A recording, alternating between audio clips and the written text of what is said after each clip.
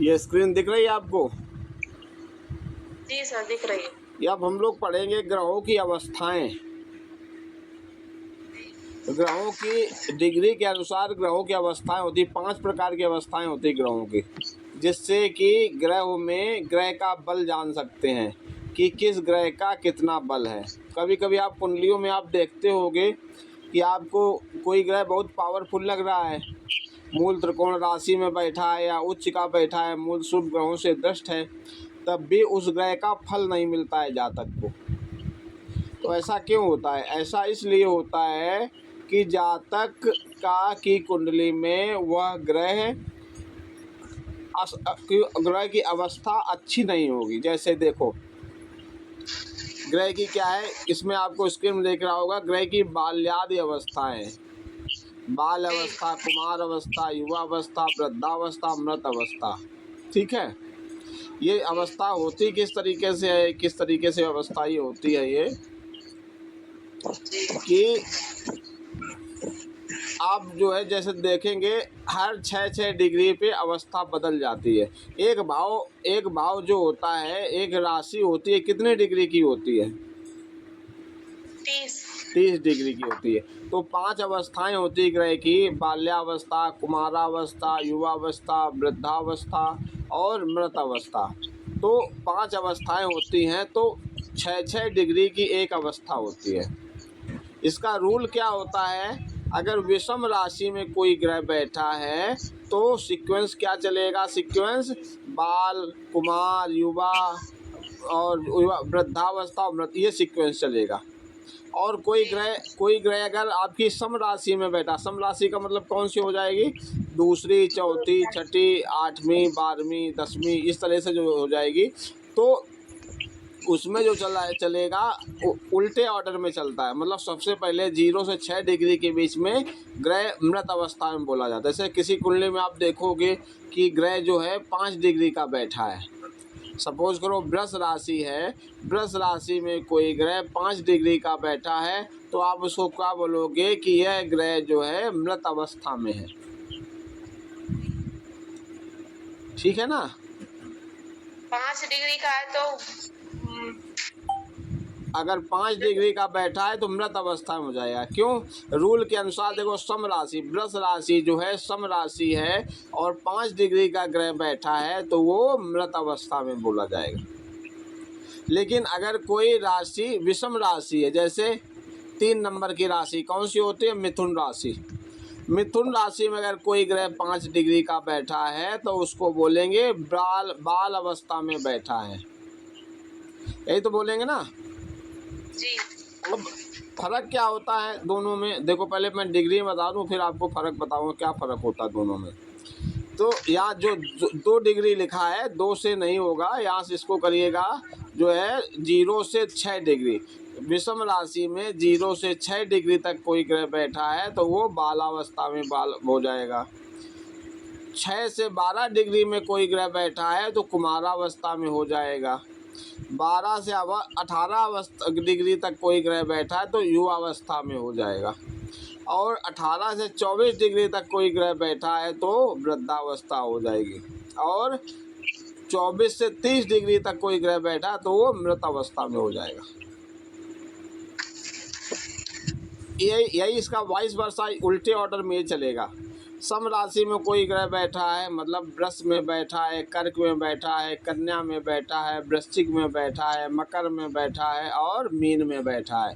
इन राशियों में अगर कोई ग्रह बैठा है 0 से 6 डिग्री तक तो क्या होगा? वो ग्रह बोला जाएगा कि मृत अवस्था में है। 6 से 12 तक कोई ग्रह बैठा है तो उसको बोलेंगे वृद्धावस्था में है। 12 से 18 डिग्री तक देखेंगे तो उसको बोलेंगे युवावस्था में है ग्रह। 18 से 12 से 18 तक समझे भी युवावस्था है। और हाँ, क्योंकि वो 5 है ना, तो तीसरा है तो वो सम एक ही आएगा दोनों में।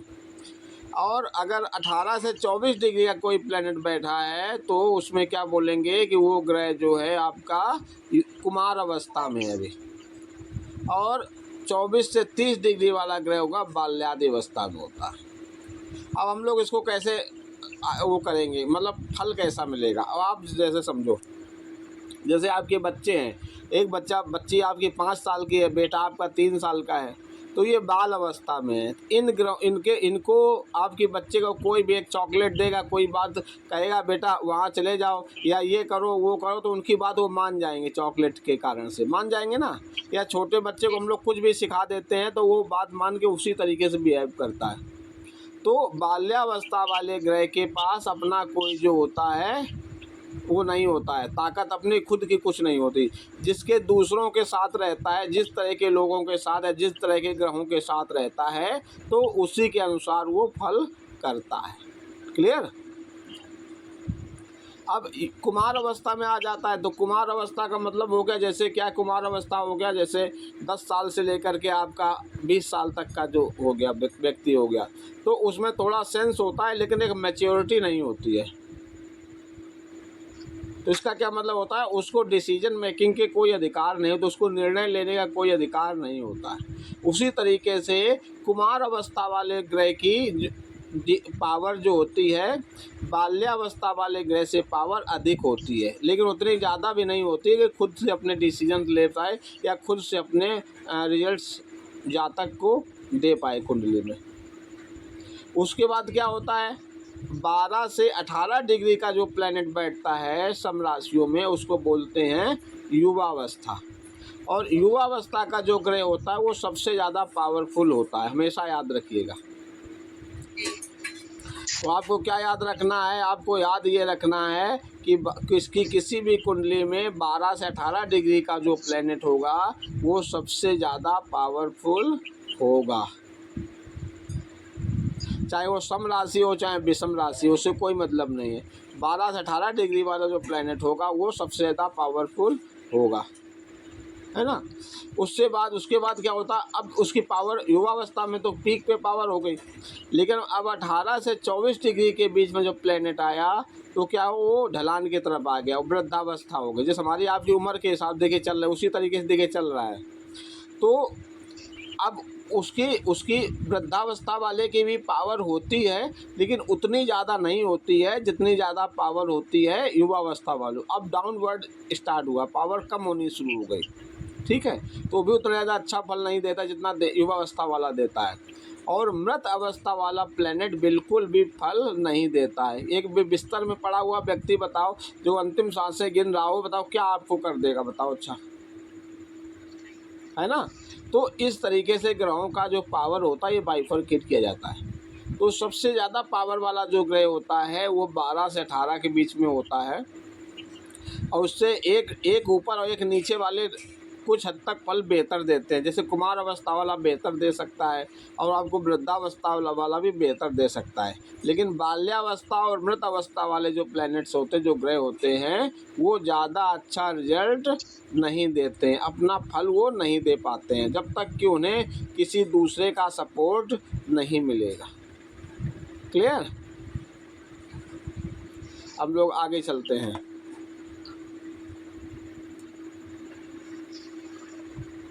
देखिए यहाँ पे जो है, यहाँ पे देखिए इनका बाइफरकेट किया गया। देखिए कि जैसे यहाँ पे क्या है कि बाल्यावस्था वाले प्लेनेट के पास जो पावर होती है 25% पावर होती है, चौथाई पावर होती है। कुमार अवस्था वाले के पास 50% पावर होती है, और युवावस्था के पास जो पावर होती है वो 100% पावर होती है। वृद्धावस्था साधारण होता है, मतलब इसको ना के बराबर पावर होती है। वृद्ध व्यक्ति कितना बताओ कर लेगा आपके लिए। और जो मृत अवस्था वाला जो प्लेनेट होता है उसके पास पावर 0 होती है, कुछ फल नहीं देगा आपको। चाहे भले आपका लग्नेश हो, भले आपका भाग्येश हो, लेकिन अगर भाग्येश आपका जो है मृत अवस्था में बैठा है तो आपको वो पावर, आप उससे ज़्यादा अच्छे की उम्मीद आप उससे ज़्यादा ना करें। वो आपके लिए ज़्यादा कुछ आपके लिए वो कर नहीं पाएगा ज़्यादा कुछ। क्लियर है। तो इस तरीके से हो गया। इसमें कुछ आपको पूछना है तो बताइए। इसमें सर डिग्री के हिसाब से होगा, फिर डिग्री उसकी निकालनी पड़ेगी। सब पूरा डिग्री के हिसाब से होगा। इसमें डिग्री तो आपको पता ही होगी, ग्रहों की पता चल जाएगी ना जब आप देखोगे अपने। जैसे आपको ग्रह दिखता है शनि, सपोज करो शनि आपका जो है मीन राशि में आपका 25 डिग्री पे है, तो क्या होगा बताइए। अच्छा, शनि मीन राशि में 25 डिग्री का कौन सी अवस्था होगी उसकी? मीन राशि में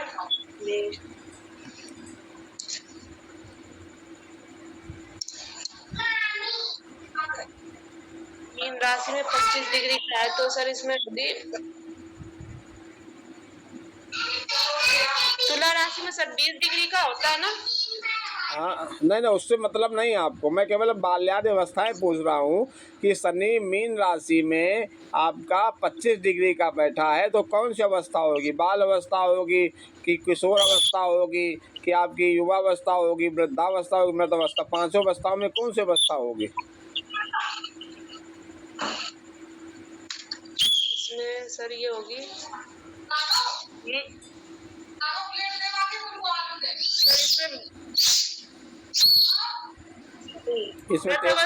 इसमें टेबल में देखिए,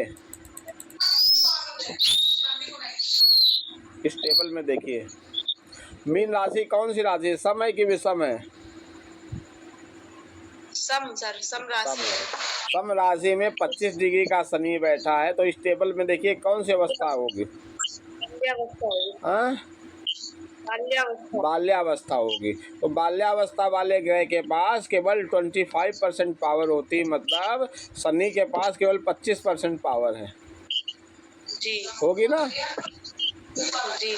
तो ज़्यादा अच्छा फल नहीं दे पाएगा, जो फल देना चाहिए जिस तरीके उस तरीके से नहीं दे पाएगा। बुध आपका जो है तुला राशि में बुध आपका बैठा है जाके 13 डिग्री का, तो बताइए किस अवस्था में होगा?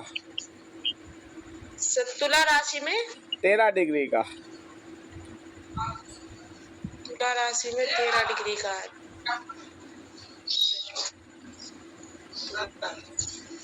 13 डिग्री का है, तो सर इससे युवावस्था होगा सर। युवावस्था, क्योंकि 12 से 18 डिग्री के बीच में युवावस्था होती है। जब आपका बीच में हो जाए आपका, तो फिर ये आप मत करिएगा कुछ, तो सीधे सीधे फिर आप जो है उसको करिएगा, ये सिंपल उसको करिए कि आप जो है ये सीधे युवावस्था हो जाएगा। ठीक है ना? क्लियर है ना ये चीज? ठीक, अब आगे चलते हैं।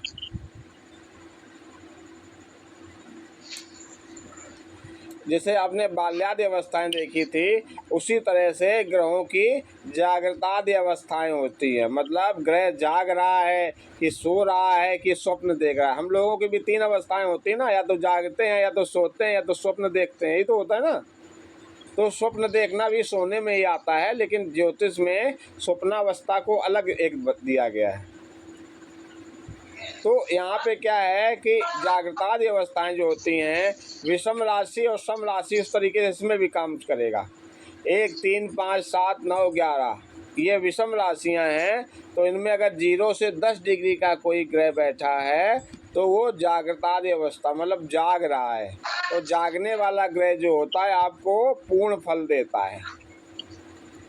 10 से 20 डिग्री वाला जो प्लेनेट होता है वो स्वप्नावस्था में होता है, मतलब वो स्वप्न देख रहा होता है। और 20 से 30 डिग्री वाला जो ग्रह होता है वो सुषुप्तावस्था में होता है, मतलब सोता हुआ होता है प्लेनेट। तो आपको ही पता है कि सोता हुआ ग्रह जो होता है, हम ही लोग सो रहे हैं तो हम लोग का क्या होगा? कुछ कर पाएंगे? हम लोग एक्टिव किस में रहते हैं? जागते हैं तभी तो एक्टिव होते हैं ना, होते हैं ना। तो जागृतादि अवस्थाओं में 0 से 10 डिग्री, विषम राशियों में 0 से 10 डिग्री तक जागृतावस्था में होता है। 10 से 20 डिग्री तक आपका स्वप्नावस्था में होता है, और 20 से 30 डिग्री तक का प्लेनेट जो होता है सुषुप्तावस्था में होता है, सोने वाली अवस्था में होता है। सम राशि में उल्टा हो जाता है, 0 से 10 तक सुषुप्ता होता है, 10 से 20 तक स्वप्ना होता है, और 20 से 30 तक जागृतावस्था होता है। इस प्रकार से अवस्थाएं होती हैं। ठीक है ना? अब आगे चलते हैं। कुछ ग्रहों की दीप्तादि अवस्थाएं होती हैं। दीप्तादि अवस्था में क्या होता है कि अगर ग्रह अपनी स्वराशि में उच्च राशि में स्थित होता है तो दीप्त अवस्था में होता है, मतलब पूरी तरह से दीप्त पावर होता है, पावरफुल हो। दीप्त का क्या मतलब होता है, जैसे बल्ब एक होता है, एक बल्ब जो होता है वो जल रहा होता है, वो दीप्त होता है बल्ब, वो तो वो अपनी फुल पावर में होता है, दीप्तावस्था में होता है। जब कोई ग्रह अपनी स्वराशि में स्थित होता है तो स्वप्न अवस्था में होता है, स्वप्नादि अवस्था में होता है। जब कोई ग्रह अपने अधिमित्र की राशि में बैठा होता है, अधिमित्र समझ रहे हैं, जब मैंने आपको पंचधाम मैत्री बताई थी, ग्रह मैत्री बताई थी आपको, तो पंचधाम मैत्री में अधिमित्र आया था, एक अतिमित्र आया था।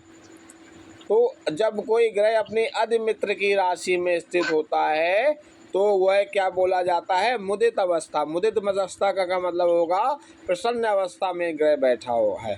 तो आपको फल, बढ़िया फल आपको मिलेंगे, अच्छे फल आपको मिलेंगे।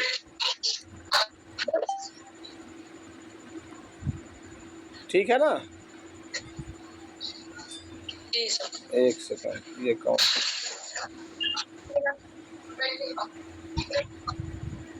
एक सेकंड रुकेगा। क्लियर है ना ये? जी सर।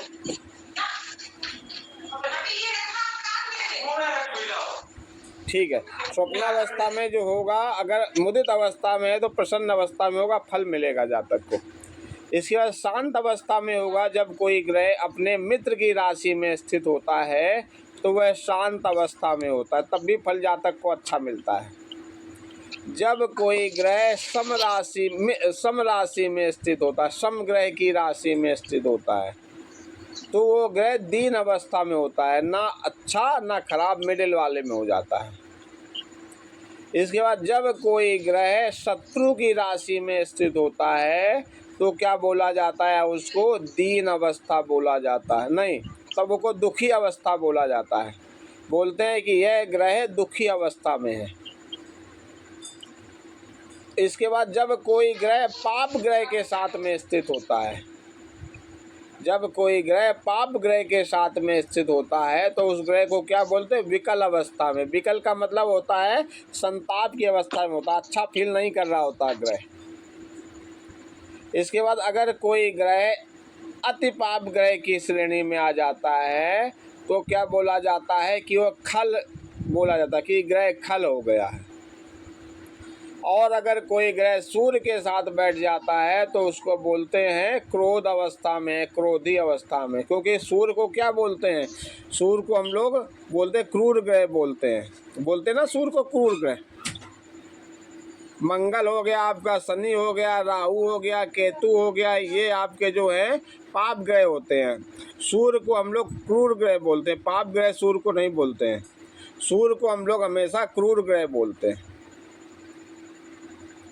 तो इस तरह से बैठने पर जातक के कुंडली में जो है ग्रह बैठे होते हैं तो उनकी दीप्तादि अवस्थाएं होती हैं। इसमें कोई डाउट हो तो बताइए, फिर आगे चलें।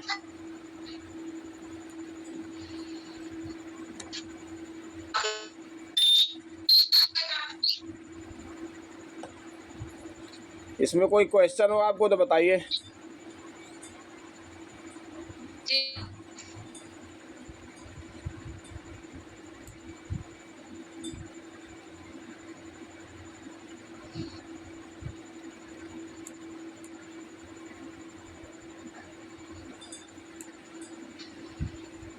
आगे चलें।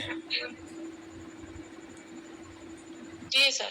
ये सूर्य इत्यादि सभी ग्रहों के बारे में परिचय है, आपने आपको शुरुआत में हमने आपको बताया था। जैसे चंद्रमा के बारे में देखें, पश्चिम दिशा के स्वामी हैं, श्वेत वर्ण के हैं, स्त्री ग्रह हैं माने जाते हैं। इनसे मन का सुख, सुंदरता इत्यादि, मतलब इनके बारे में सब कुछ दिया गया है। तो ये हम आपको बता चुके हैं पहले। हम लोग आगे चलते हैं अब।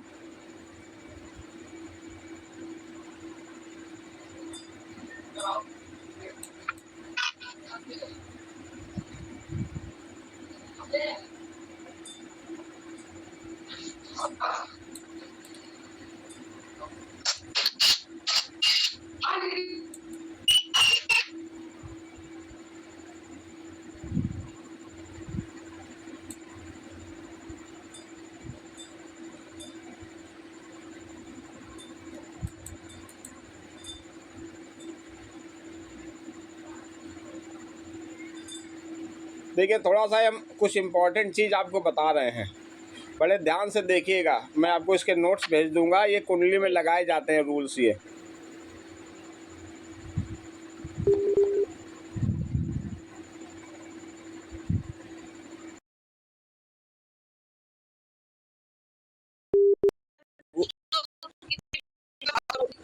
वही ग्रह में बैठ जाए उसको प्रॉब्लम। कहने का तात्पर्य है कि कारको भावनाशाय का जो सिद्धांत लागू होता है, कारको भावनाशाय का मतलब होता है कारक अगर अपने भाव में बैठ जाता है कारक ग्रह, तो उस भाव के फलों में न्यूनता आती है, उस भाव के फलों की कमी होती है।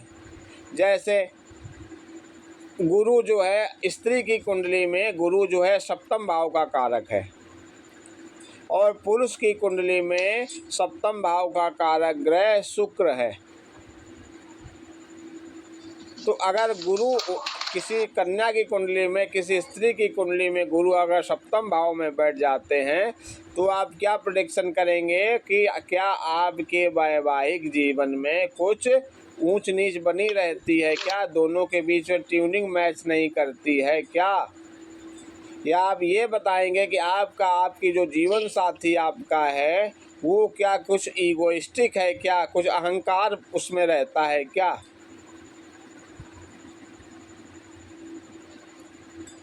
ये कहीं ना कहीं से उसके विवाह के सुख में कमी आएगी।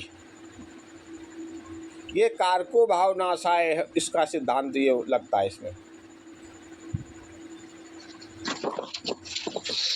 अब दूसरा क्या है, दूसरा रूल इसमें देखो कि बड़े भाई के लिए गुरु और 11वें भाव को देखते हैं। अगर आपको बड़े भाई बहन के बारे में, बड़े भाई के लिए अगर आपको देखना है तो आप गुरु से देखेंगे बड़े भाई को, और भाव उसका कौन होता है? 11वां भाव। तो इस प्रकार से तीसरा भाव जो होता है छोटे भाई बहन के लिए होता है, मंगल को देखते हैं। उसी तरीके से बड़े भाई बहन के लिए बड़े भाई के लिए हम लोग है किसको देखते हैं? गुरु को देखते हैं, और 11वें भाव को देखते हैं। अब और एक क्या सिद्धांत है, दो क्रूर ग्रह अगर 11वें भाव में दृष्टि डाल रहे हैं तो जातक को बड़ा भाई नहीं होगा, या तो जातक सबसे बड़ी संतान होगा, अपने माता पिता की सबसे पहली संतान होगा, या उसके बड़े भाई जो हैं बचपन में ही पैदा होते ही उनकी डेथ हो गई होगी। बड़े भाई उसके जो है नहीं होगा अगर क्रूर ग्रहों की दृष्टि पड़ रही। किस में पड़ रही है? 11वें भाव में पड़ रही है। दो क्रूर ग्रह पड़ रहे हैं, दो से अधिक क्रूर ग्रह अगर दृष्टि डाल रहे हैं तो आप ये समझिएगा कि जातक को बड़े भाई बहन जो है नहीं है, या जातक स्वयं सबसे बड़ा है घर में।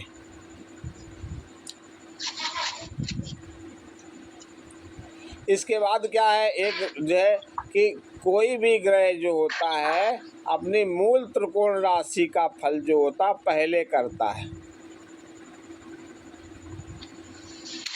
जैसे शनि है, शनि की महादशा अगर चल रही है तो शनि जो होगा सबसे पहले किस अपने भाव का फल करेंगे?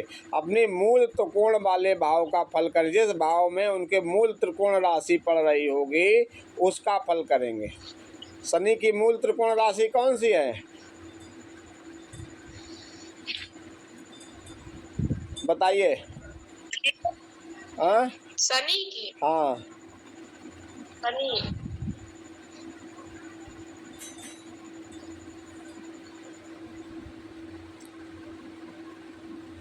शनि की मूल त्रिकोण राशि कुंभ है।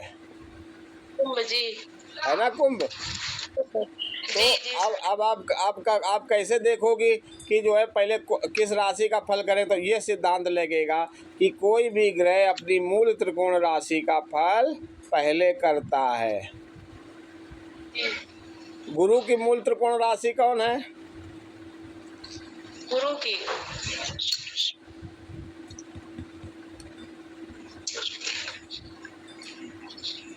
धनु। धनु, वेरी गुड। तो अपनी दशा महादशा में गुरु धनु राशि का जो है फल पहले करेगा और मीन राशि का फल बाद में करेगा। क्लियर? जी आधे समय जी सर। अपनी महादशा के आधे समय के पीरियड में जो है गुरु पहले धनु का करेगा, उसके बाद मीन का करेगा। गुरु की महादशा कितने वर्षों की होती है? सर गुरु की होती है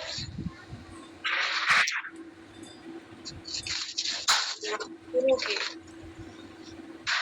16 वर्ष। 16 वर्ष। जी सर, भूल गए। ये याद कर लीजिए, बहुत जरूरी है ये।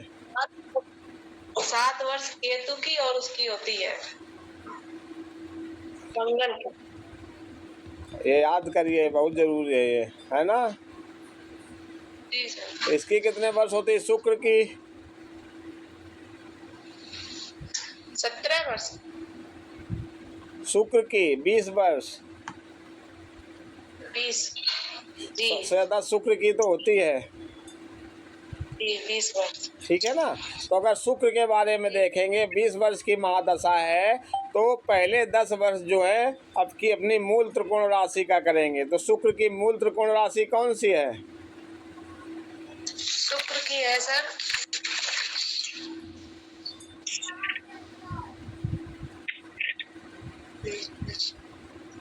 शुक्र शुक्र की की है सर मूल त्रिकोण राशि कौन सी है होती है? तुला सर। तुला। तो अपने शुक्र अपनी महादशा में सबसे पहले तुला राशि का फल करेंगे, फिर वो वृष राशि का फल करेंगे। ठीक है ना? इसके बाद क्या देखेंगे? लग्न और सप्तमेश का योग जीवन साथी क्या होगा? जीवन साथी को क्या होगा? अंडरस्टैंडिंग अच्छी होगी जीवन का। अगर लग्नेश और सप्तमेश दोनों एक साथ बैठे हैं तो जातक की अपने जीवन साथी के साथ म्यूचुअल अंडरस्टैंडिंग अच्छी होती है।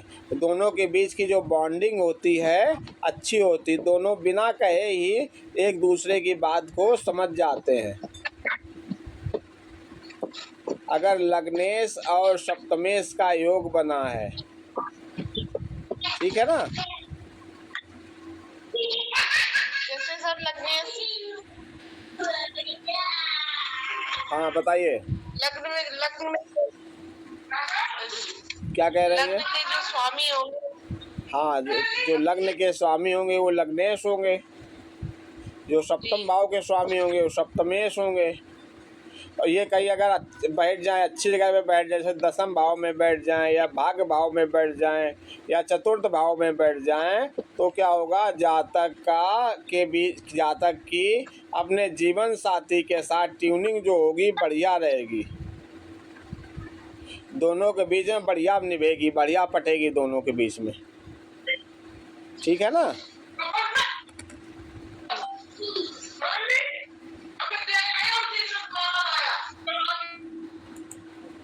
अब हम लोग आगे चलते हैं।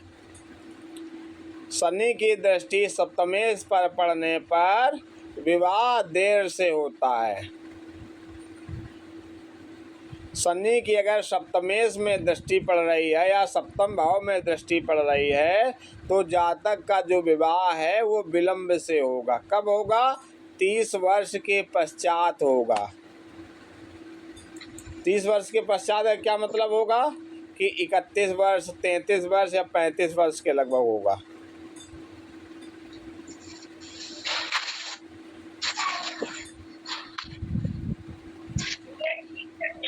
ठीक है ना? इसके बाद क्या है कि दसम भाव का स्वामी जिस राशि में बैठे, जातक का वृत्ति व्यवसाय वहीं से होता, उससे संबंधित होता है। दसम भाव का स्वामी हमें दो चीज़ यहाँ देखनी पड़ेंगी। या तो एक तो लग्न को देखना पड़ेगा कि दसम भाव का स्वामी लग्न कुंडली में कहाँ पे, जन्म कुंडली में कहाँ स्थित है, तो उसके अनुसार वृत्ति व्यवसाय होगा। और दूसरा हम लोग देखेंगे लग्न कुंडली की, जन्म कुंडली के दसम भाव का स्वामी नवांश कुंडली में किस भाव में बैठा है, किस राशि में बैठा है, तो उसके अनुसार जातक का वृत्ति व्यवसाय होगा।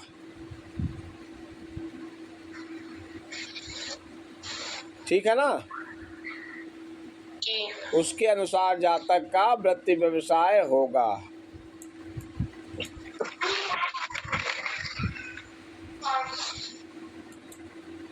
ये कुंडली देखिए,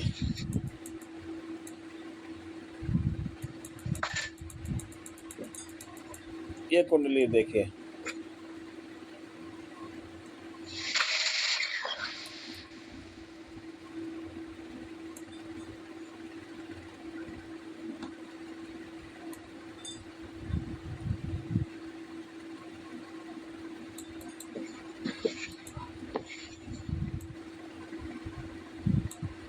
ये अब आप बताइए आप कि इस कुंडली का लग्नेश किस भाव में बैठा है, बताइए किस ग्रह के साथ बैठा है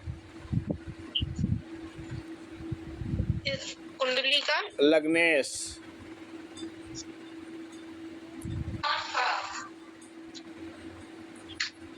इस कुंडली की लग्न कौन सी है?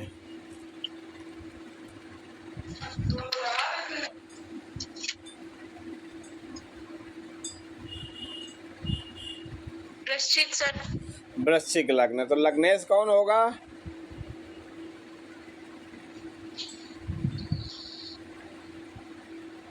वृश्चिक राशि के स्वामी है ना सर? हाँ,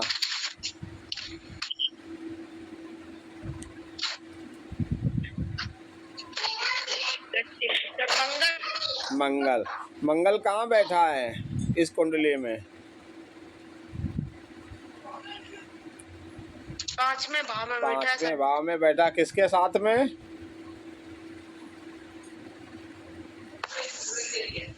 शुक्र के साथ में। शुक्र के साथ, वेरी गुड। यहाँ पे शुक्र क्या है, उच्च का है कि नीच का है कि क्या है, मित्र क्षेत्रीय है, शत्रु क्षेत्रीय है, क्या है यहाँ पे शुक्र की स्थिति क्या है ऐसी यहाँ पे? शुक्र, मंगल, सूर्य। तो इस मतलब कि घर के स्वामी तो सूर्य हो गए, क्योंकि ये सूर्य है। क्यों इस घर के स्वामी क्यों सूर्य होंगे? नहीं मतलब वैसे तो मंगल और शुक्र बैठे हैं। हाँ, लेकिन पांचवें पंचम भाव में मतलब वो तो पंचम तो भाव है ना। पंचम भाव में राशि कौन सी पड़ी है? पंचम भाव में राशि है मीन राशि सर। मीन राशि, तो इस भाव के स्वामी कौन हो जाएंगे? मीन सर गुरु। गुरु, तो यहाँ पे आप बोलोगे कि पंचम भाव के स्वामी गुरु है यहाँ पे। तो राशि मीन है, तो मीन राशि में शुक्र क्या होते हैं? नीच के होते हैं, उच्च के होते हैं, स्वक्षेत्रीय होते हैं, शत्रु क्षेत्रीय होते हैं, मित्र क्षेत्रीय होते हैं, क्या होते हैं? इसमें सर शुक्र जो होंगे वो शत्रु के होंगे। शत्रु क्षेत्रीय हो जाएंगे, और कुछ नहीं जी। और कुछ नहीं।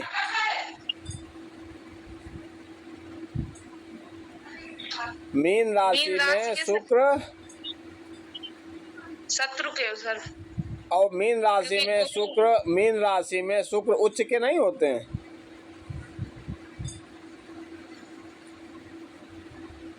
होते हैं ना, नहीं होते? जी सर, मीन राशि में सर। ये सर हम ये मित्रता शत्रुता में बता रहे हैं सर। नहीं वो नहीं, यहाँ पे मैं देखना है कि इम्पोर्टेंस यहाँ पे उसकी नहीं है। यहाँ पे हमें देखना है कि गुरु अगर उच्च के देखे जाएंगे तो मीन राशि में शुक्र उच्च के हो जाएंगे, और शत्रु में देखेंगे तो शुक्र शत्रु है मतलब गुरु के। मीन तो राशि में, मीन राशि में जो है, मीन राशि में अगर आप देखोगी तो सिंपल आप ये बताओगे कि मीन राशि में शुक्र जो है वो उच्च के होते हैं। और नीच के किस राशि में होते हैं? कन्या राशि में सर नीच के हो कन्या जाएंगे। राशि में नीच होते, बहुत बढ़िया, वेरी गुड। अब अच्छा ये बताइए, यहाँ पे चंद्रमा की स्थिति बताइए, चंद्रमा कैसे है यहाँ पे इस कुंडली में? चंद्रमा सर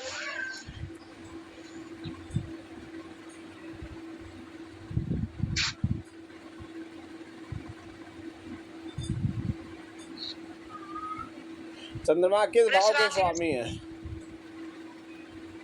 चंद्रमा है सर कर्क राशि के सर। कर्क राशि के सब, बहुत बढ़िया।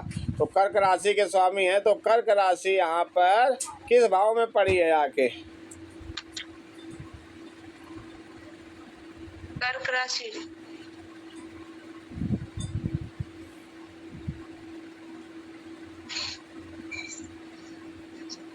9वें भाव में है सर कर्क राशि। तो यहाँ क्या बोलोगी आप? 9वां भाव भाग्य भाव बोला जाता है। क्या बोलोगी? चंद्रमा भाग्येश होकर के अपनी राशि में बैठे हैं। कर्क राशि चंद्रमा की खुद की राशि है ना? जी सर। तो चंद्रमा भाग्येश होकर के अपनी स्वयं की राशि में बैठे हैं। क्लियर? पर और सर उच्च के होते हैं वृष राशि में। उच्च के वृष राशि में होते हैं। यहाँ पे स्वक्षेत्री है, यही तो बोलोगे ना, स्वराशि के हैं, स्वक्षेत्री है, अपने क्षेत्र में बैठे हैं, जी यही तो बोलोगी ना? आया समझो, नहीं आया? जी सर। तो सर इसमें मतलब कि इसमें चंद्रमा उच्च का नहीं देखा जाएगा इसमें, क्योंकि स्वक्षेत्री है तो उसमें बस अगर चंद्रमा, अगर आपका चंद्रमा वृष राशि में बैठा होता इस कुंडली में, तो आप कहते चंद्रमा उच्च का है। लेकिन चंद्रमा तो स्वक्षेत्री है ना, अपने घर में बैठा है, अपनी राशि में बैठा है, तो क्या बोलोगे? स्वक्षेत्री है या स्वराशिस्थ है चंद्रमा, यही तो बोलोगे ना? फल क्या होगा? हाँ जी सर। जो खुद की राशि में हो तो सर आपने अभी उससे अभी बताया था कि फल अच्छा फल मिलेगा। भाग्येश होकर के अपने घर में बैठा है तो अच्छा फल मिलेगा जातक को। भाग्येश अपने घर में बैठा होता अच्छा फल मिलेगा। और चंद्रमा यहाँ पे चूंकि क्या है, चंद्रमा स्त्री प्लेनेट है ना? जी तो जी। ऐसे जातक को स्त्रियों का सम्मान सदैव करना चाहिए। इनकी किस्मत जो होगी स्त्रियों के आशीर्वाद से ही चमकेगी। तो इनको कभी भी स्त्रियों का निरादर नहीं करना चाहिए, उनका कभी भी अपमान नहीं करना चाहिए।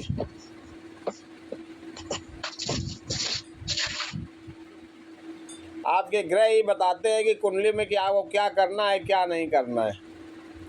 ग्रह ही आपको सब कुछ बताते हैं। ठीक है ना? आगे चलें। जी सर।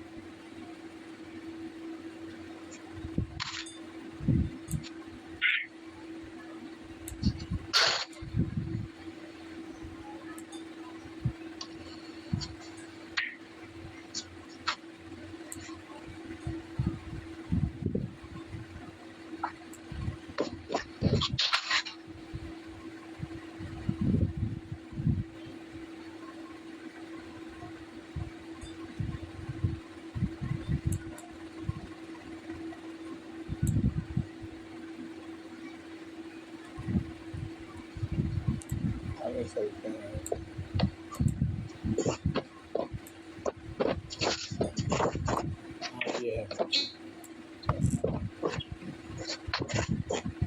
ये बहुत इम्पोर्टेंट है। कुछ ये फलित के रूल्स हैं, मैं आपको बता रहा हूँ। इनको आप कुंडली में लगाइएगा और इसको प्रयास करिएगा। इसको जितना ज़्यादा प्रैक्टिस करेंगे उतना ज़्यादा बेहतर रहेगा।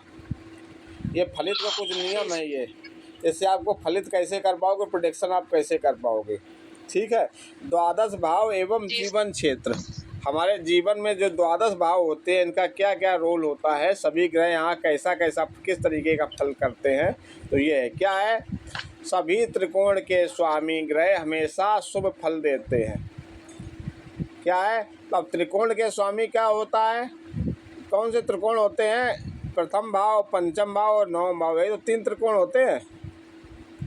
जी सर। फर्स्ट, फिफ्थ और नाइन्थ, तीनों भावों के स्वामी जो होते हैं ये सदैव जो होते हैं शुभ फल देते हैं। तो कुछ क्या कहता है कि तीनों जो है लग्न को जो है कुछ विद्वानों ने लग्न को केंद्र माना है, क्योंकि प्रथम केंद्र आ जाता है। तो और जो है प्रथम भाव को लग्न और त्रिकोण दोनों माना है।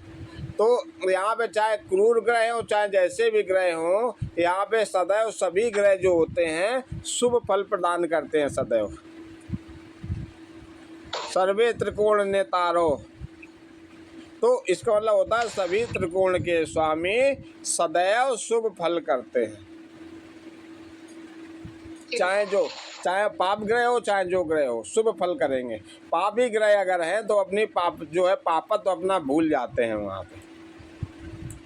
ठीक है। हाँ, इसके बाद क्या है, लग्नेशा सदा शुभा। लग्नेश जो होता है उसको क्या कहा जाता है, सदैव बोला जाता है लग्नेशा सदा शुभा। लग्नेश सदैव शुभ होता है। लग्नेश को केंद्र और त्रिकोण दोनों माना जाता है। लग्न भाव को तो बोला जाता है केंद्र त्रिकोण दोनों के स्वामी हैं, तो इसलिए ये सदैव शुभ फल करेंगे। लग्नेशा सदा शुभा, सदैव शुभ फल करेंगे ये। इसके बाद क्या है, द्वि और द्वादश भाव के स्वामी अपनी दूसरी राशि का फल पहले करते हैं। द्वि और द्वादश का क्या मतलब होगा, दूसरा भाव और द्वादश होने 12वां भाव, समझे ना।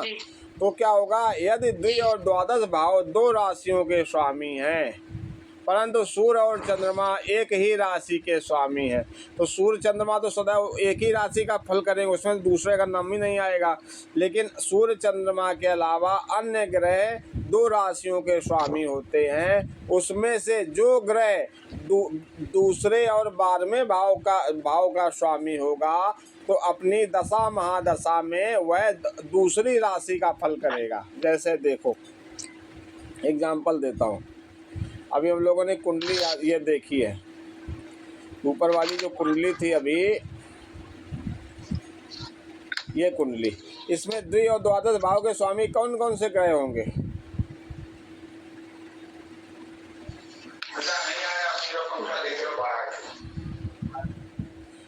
द्वि और द्वादश भाव के स्वामी कौन कौन से ग्रह होंगे। इसमें ये सर द्वि भाव के स्वामी गुरु होंगे। हाँ, और द्वादश भाव के स्वामी शुक्र होंगे। शुक्र होंगे, ठीक। तो यहाँ पे इसके कहने का मतलब है कि गुरु की 2 राशियां हैं, धनु और मीन। तो यहाँ पे गुरु जो है पहले मीन राशि का फल करेगा, बाद में धनु राशि का फल करेगा। अभी मैंने वहाँ पे आपको क्या बताया था कि सभी ग्रह अपनी मूल त्रिकोण राशि का फल पहले करते हैं और दूसरी राशि का फल बाद में करते हैं। लेकिन इस रूल के अनुसार अगर कोई ग्रह दूसरे भाव का स्वामी है और द्वादश भाव का स्वामी है तो वो ग्रह अपनी वाली राशि फल पहले करेंगे और पहले वाली राशि का फल बाद में करेंगे अपनी दशा महादशा के टाइम पे। तो यहाँ पे शुक्र जो होंगे अपनी किस राशि का फल करेंगे, तुला राशि का फल पहले करेंगे और गुरु मीन राशि का फल पहले करेंगे। क्लियर है ना। जी। इस तरीके से ये रूल लगेगा उसमें।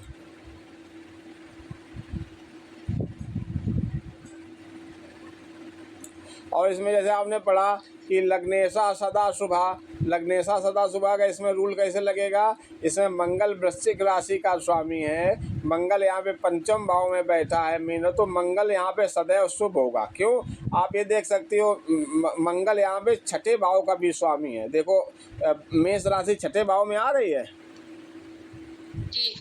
तो क्या बोला जाता है, छठा भाव का उसका स्वामी अच्छा नहीं बोला जाता है।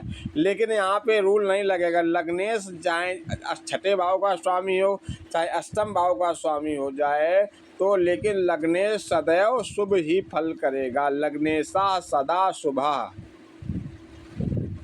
ठीक है ना। अब जैसे सपोज करो कि जो है लग्न में मेष राशि हो जाती, अगर लग्न में अगर मेष राशि हो जाती तो अष्टम भाव का स्वामी कौन सा ग्रह होता? अष्टम भाव का स्वामी सर, लग्नेश में मेष राशि होती है ना। हाँ, तो अष्टम में वृश्चिक होती है, अष्टम भाव में। तो कौन सा, तो अष्टमेश कौन सा ग्रह हो जाता उस केस में? मंगल। और लग्नेश कौन सा ग्रह? लग्नेश भी मंगल ग्रह। हाँ, तो इस केस में क्या होगा, आपको डाउट हो सकता था इसमें कि लग्नेश यहाँ पे मंगल यहाँ पे लग्नेश भी है और मंगल यहाँ पे अष्टमेश भी है, तो मंगल अब किसका फल कर, लग्नेश का फल करेगा कि अष्टमेश का फल करेगा? डाउट हो सकता था ना जी। तो यहाँ पे जो है ये रूल लगेगा, लग्नेशा सदा शुभा। लग्नेश भले यहाँ पे मंगल जो है यहाँ पे भले अष्टम भाव का स्वामी है, लेकिन मंगल यहाँ पे लग्नेश है, तो लग्नेश होने के कारण मंगल सदैव शुभ फल करेगा यहाँ पर। क्लियर है? इसके बाद अब इसके बाद क्या है, एक रूल मैंने बताया था, केंद्र के स्वामी जो है, त्रिकोण के स्वामी जो है सदैव शुभ फल करते हैं। इस कुंडली में त्रिकोण के स्वामी कौन हो जाएंगे, कौन कौन से ग्रह त्रिकोण के स्वामी होंगे बताइए? मंगल और गुरु और चंद्रमा। गुरु चंद्रमा, ठीक, वेरी गुड, बहुत बढ़िया। अब यहाँ पे हम क्या करेंगे, इसका सभी त्रिकोण के स्वामी शुभ फल करेंगे, यही है ना। तो यहाँ पे मंगल गुरु और चंद्रमा शुभ फल करेंगे यहाँ पे। लेकिन अब यहाँ पे देखोगे, अगर यहाँ पे देखोगे कि गुरु जो है यहाँ पर सेकेंड हाउस का भी स्वामी है, दूसरे घर का स्वामी है कि नहीं है? जी। तो दूसरे घर का स्वामी जो मंगल यहाँ पे है, गुरु यहाँ पे है, तो दूसरे भाव को क्या बोलते हैं, मारक भाव बोलते हैं, पढ़ा होगा शायद आपने। जी दूसरे और सप्तम भाव के स्वामी को मार्केश बोलते हैं। लेकिन चूंकि यहाँ पे गुरु यहाँ पर त्रिकोण का स्वामी है, इसलिए मारक का काम नहीं करेगा, शुभता प्रदान करेगा। क्लियर है? जी।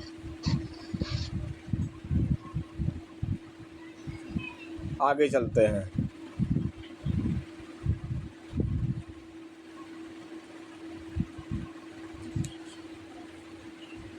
इसके बाद लिखा, त्रिषडाय के स्वामी सदैव पाप फल प्रदान करते हैं। त्रिषडाय कौन सा होता है? त्रिषड आय, त्रि माने 3, षड माने 6, आय माने 11। तो 3, 6 और 11वें भाव का जो स्वामी होता है वो क्या करते हैं, जातक को परेशान कष्ट देते हैं, पाप फल प्रदान करते हैं, अशुभ फल प्रदान करते हैं। परंतु 11वें भाव में जो ग्रह बैठा होगा वो अशुभ फल नहीं करेगा। स्वामी अलग बात है, अशुभ ग्रह बैठना अलग बात है। तो 11वें भाव में जो भी ग्रह बैठा होगा वो अशुभ फल नहीं करेगा। क्लियर? जी। आगे चलें। जैसे 11वें भाव में कोई भी स्वामी में कोई भी मतलब बैठा हो, कोई भी ग्रह बैठा हो, जैसे देखो ऊपर वाली कुंडली देखो, इसमें त्रिषडाय भाव के स्वामी कौन है? एक तो तीसरे भाव का स्वामी कौन है? तीसरे शनि। 6 का छठे भाव का है सर मंगल, ठीक। 11वें का और सर 11वें का है सर बुध। बुध, ठीक। अब हमें ये यहाँ पे देखना पड़ेगा, मंगल चूंकि यहाँ पे लग्नेश है तो मंगल यहाँ पे छठे भाव का स्वामी होने पर भी खराब फल नहीं करेगा। लग्नेशा सदा शुभः, तो मंगल को यहाँ से हटा दो। अब बचा कौन है आपका? शनि और बुध। तो यहाँ पे शनि अच्छा फल नहीं करेगा और बुध यहाँ पे अच्छा फल नहीं करेगा इस कुंडली में। लेकिन अगर यहाँ पे कोई भी ग्रह बैठ जाता है 11वें भाव में तो वो अशुभ फल नहीं करता। जैसे सपोज करो कि जो आपका जो है, अगर आपका जो है यहाँ पर शनि तीसरे भाव का स्वामी होके 11वें भाव में बैठ अगर जाता तो 11वें भाव के लिए शनि अशुभ फल नहीं करता।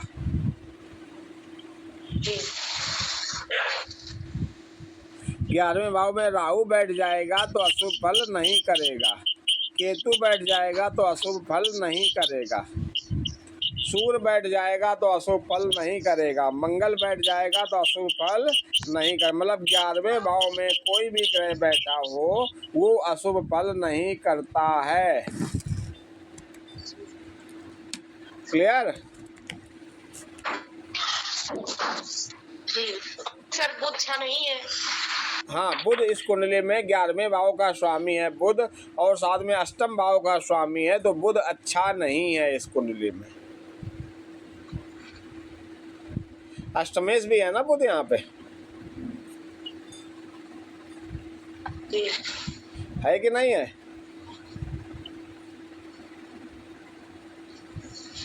बुध अष्टमेश है कि नहीं है?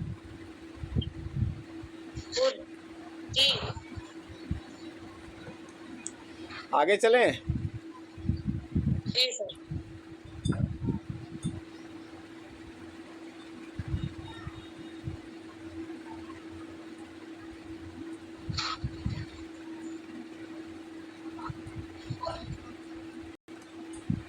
क्या लिखा है देखो, चौथा 5वां नंबर रूल क्या लिखा है? लग्न से व्यय भाव चूंकि हर प्रकार के व्यय का होता है। लग्न से जो व्यय भाव होता है वो खर्चे का होता है। व्यय माने जाना, नुकसान होना। जैसे हमारे पास 100 रुपये हैं, वो 100 रुपये हमारे व्यय हो गए, मतलब 100 रुपये हमारे खर्चा हो गए। तो लग्न क्या है? हमारी शरीर है, हमारी देह है। 12वां भाव क्या है? उसकी हानि है। तो इसीलिए 12वें भाव को बोलते हैं व्यय का भाव बोलते हैं। चाहे किसी भी प्रकार का व्यय हो वो व्यय का भाव बोला जाता है। तो इसमें बोला गया है कि इसलिए किसी भी भाव का स्वामी यदि अपने से 12वें भाव में बैठ जाए तो उस भाव की शुभता में कमी आती है, उस भाव के फलों में कमी आती है। इसी वजह से लग्न से द्वितीय भाव का स्वामी चूंकि धन का, कुटुंब का और बैंक बैलेंस का होता है, यदि किसी भाव का स्वामी अपने से दूसरे भाव में बैठ जाए तो अपने से फलों की वृद्धि करता है। इसमें 2 सूत्र हैं। इसमें क्या 2 सूत्र हैं कि यदि कोई ग्रह अपना राशि से 12 में बैठ जाता है तो उस भाव के कमी करता है। दूसरा, यदि कोई ग्रह अपने भाव से दूसरे भाव में बैठ जाता है तो उस भाव के फलों की वृद्धि करता है। ध्यान से रखिए, ध्यान रखिएगा। हम लोग एग्जाम्पल में देखते हैं कुंडली में। ये देखो जैसे ये जैसे भाव है, ये क्या है? गुरु दूसरा भाव है। कौन सा स्वामी इसका, कौन सा ग्रह स्वामी होगा इसका? गुरु अपने से कहाँ बैठा है? 1, 2 अपने से दूसरे भाव में बैठा है। तो ये गुरु जो होगा इस दूसरे भाव की फलों में वृद्धि करेगा। क्लियर? अब जैसे सपोज करो कि यहाँ पे जो है गुरु सेकेंड हाउस का स्वामी गुरु था, वो गुरु अगर लग्न में आकर के बैठ जाता तो सेकेंड हाउस से 12वें बैठता कि ना बैठता? यहाँ पे गुरु आ जाता। तो सेकेंड हाउस के लिए जो है गुरु व्यय का कारक मतलब सेकेंड हाउस के फल जातक को पूरी तरह से अच्छे नहीं मिल पाते, क्योंकि व्यय भाव में बैठ जाता है।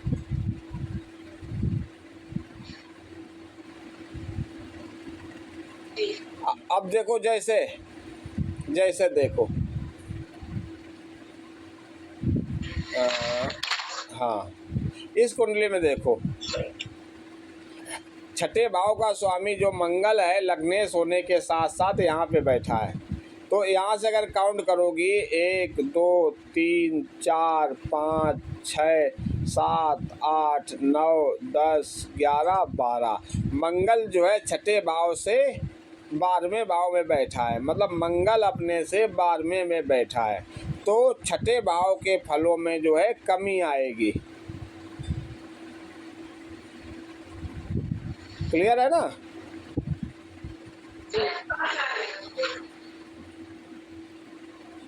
इसीलिए कहा जाता है अगर सप्तमेश अगर जो है छठे भाव में बैठ जाए तो अच्छा नहीं माना जाता। क्यों अच्छा नहीं माना जाता है?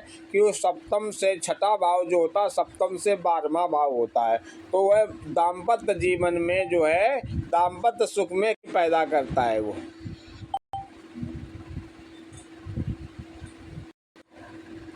क्लियर?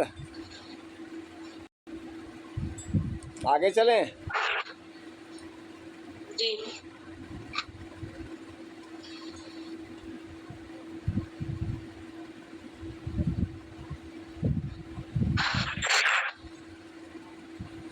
जिस भाव में जो राशि हो उस राशि का स्वामी उस भाव का भावेश कहलाता है। ये तो आपको पता ही है पता कि नहीं? जी। जिस भाव समझ करो पंचम भाव में इसमें जो है इस ऊपर वाली कुंडली में पंचम भाव में मीन राशि थी, तो पंचम भाव का स्वामी कौन होगा? मतलब पंचमेश कौन होगा? पंचमेश गुरु। तो वही लिखा है जिस भाव में जो राशि हो उस राशि का स्वामी उस भाव का भावेश कहलाता है। ठीक है ना? क्या लिखा है? जिस भाव का स्वामी स्वग्रही हो उस भाव का शुभ फल बढ़ जाता है, फिर चाहे जितने भी पाप ग्रह उस भाव में क्यों ना बैठे हों, उस भाव को नुकसान नहीं पहुंचा पाते हैं। इसका क्या मतलब होगा? जैसे पंचमेश है, पंचमेश होके गुरु पंचमेश होके अगर पंचम भाव में ही बैठ जाए तो उसके साथ चाहे शनि बैठा हो, चाहे मंगल बैठा हो, चाहे राहु बैठा हो, वो पंचम भाव के फलों में कमी नहीं होगी। पंचम भाव के फल जातक को पूर्णतः मिलेंगे, प्राप्त होंगे।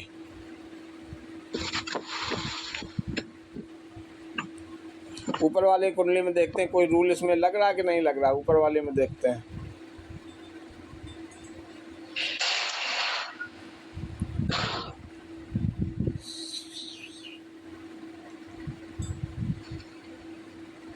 जैसे ये देखो चंद्रमा देखो स्वग्रही बैठा है, अपनी राशि में बैठा है, अपने भावेश होके स्वग्रही स्वक्षेत्री बैठा कि नहीं बैठा? अब यहाँ पे जैसे आप सपोज करो किसी पाप ग्रह की दृष्टि अगर पड़ जाए, तो पाप ग्रह की दृष्टि कौन पड़? अभी तो यहाँ इसमें पाप ग्रह की दृष्टि नहीं पड़ रही है, लेकिन सपोज करो जो ये राहु है, राहु अगर बैठा होता पंचम भाव में तो 5वीं दृष्टि 9वें भाव में पड़ती ना पड़ती?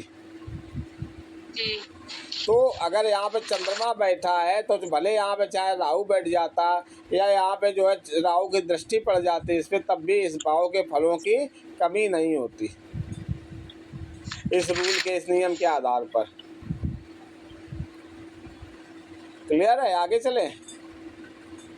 जी सर।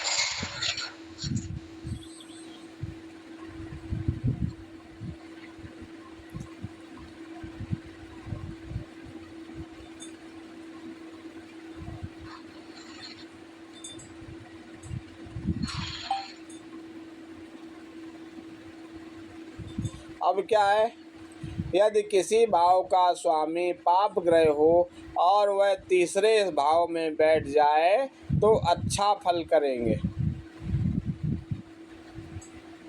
परंतु जिस भाव का स्वामी तीसरे शुभ ग्रह हो और वह तीसरे स्थान में बैठ जाए तो उसका फल कम हो जाता है। मतलब कोई पाप ग्रह अपने से तीसरे बैठ जाता है तो वो पाप उस भाव का जो है शुभ फल, उस भाव के लिए शुभ होता है, फिर पाप फल नहीं करता है, उसका शुभ फल करेगा। तीसरे में भाव में बैठ जाए तो शुभ फल करेगा। परंतु कोई शुभ ग्रह अगर तीसरे भाव में बैठ जाता है तो उसके शुभ फलों में कमी आती है। ऊपर वाली कुंडली में देखो, लग रहा कि नहीं लग रहा, देखो कहीं ना कहीं से।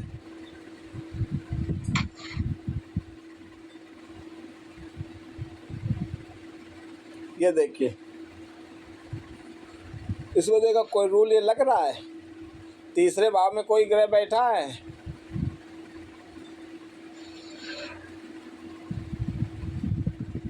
इसमें कोई नहीं बैठा है। इसका क्या मतलब होगा, जैसे सपोज करो शनि है, शनि चतुर्थ भाव का स्वामी है और ये छठे भाव में आकर के बैठ जाता है, तो शनि यहाँ से तीसरे भाव में बैठता है, पाप ग्रह है, तो शनि जो है इस भाव के फल जो होते शुभ फल प्राप्त, अच्छे फल प्राप्त होते। लेकिन जैसे शुभ ग्रह है, सपोज को जैसे ये शुक्र है, शुभ ग्रह है, शुक्र अब यहाँ पे क्या हुआ, शुक्र यहाँ से बैठ करके भाग भाव में बैठ जाता तो सप्तम भाव की शुभता उतनी ज़्यादा अच्छी नहीं रहती। शुभ ग्रह अगर अपने से तीसरे बैठ जाता है तो उसके फलों में कमी होती है, और अशुभ ग्रह अगर तीसरे बैठ जाए तो उसकी शुभता बढ़ जाती है, उसकी अशुभता में कमी होती है। क्लियर? जी सर।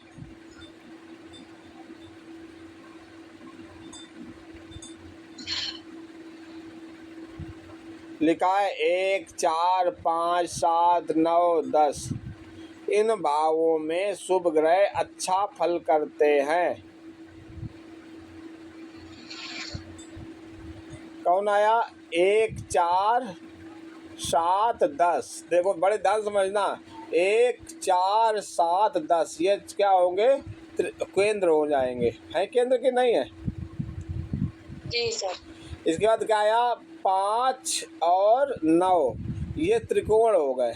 तो क्या आया? 1, 4, 5, 7, 9, 10 मतलब केंद्र और त्रिकोण स्थानों में शुभ ग्रह अच्छा फल करते हैं, और शेष राशियों में, शेष भावों में पाप ग्रह अच्छा फल करते हैं। तीसरे भाव में, छठे भाव में, 11वें भाव में, 12वें भाव में इनमें पाप ग्रह अच्छा फल करेंगे। इसके बाद क्या है?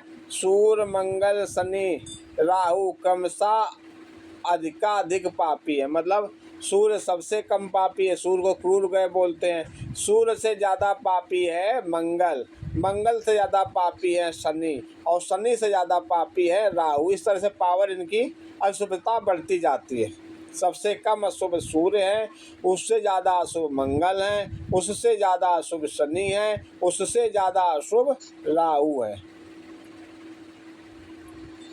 ये ग्रह अपनी पाप ग्रहों की या पाप ग्रहों की राशियों में रहने से विशेष पापी हो जाते हैं।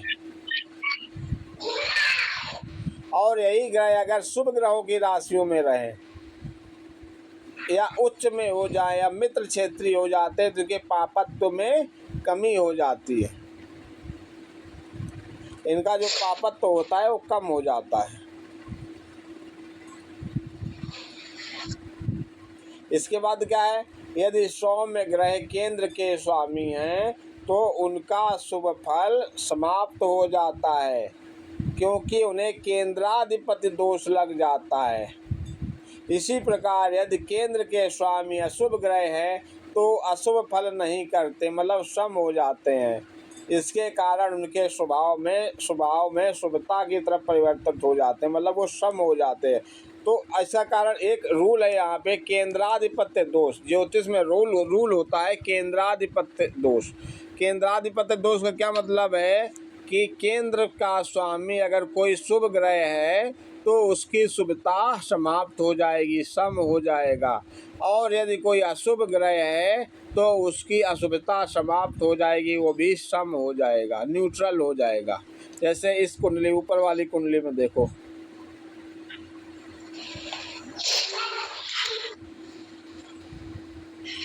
देखो इसमें देखो कौन सा ग्रह केंद्र का स्वामी बताओ, केंद्र का स्वामी कौन कौन से ग्रह हैं इसमें?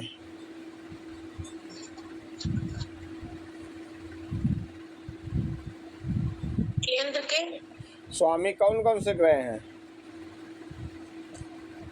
मंगल और शनि, हाँ और शुक्र, हाँ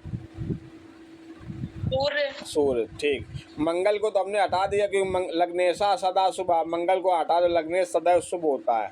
शेष बचे 3 ग्रह, शनि, शुक्र और सूर्य। ठीक है ना। तो अब शनि क्या है? शनि का क्या है? पाप ग्रह है शनि, है ना, पाप ग्रह। तो शनि केंद्र का स्वामी होने के कारण उसके पापत्व में कमी आ जाएगी। शनि यहाँ पे न्यूट्रल हो जाएंगे। अब यहाँ पे आपके जो है ये आपके जो है पाप ग्रह हैं, सूर्य आपके क्रूर ग्रह हैं, तो सूर्य की क्रूरता में भी कमी आ जाएगी। शुक्र आपके शुभ ग्रह होकर के केंद्र के स्वामी हैं, तो शुक्र की शुभता भी चली जाएगी, वो भी सम हो जाएंगे। केंद्राधिपत्य दोष लग जाएगा इनको। आया समझ में? जी।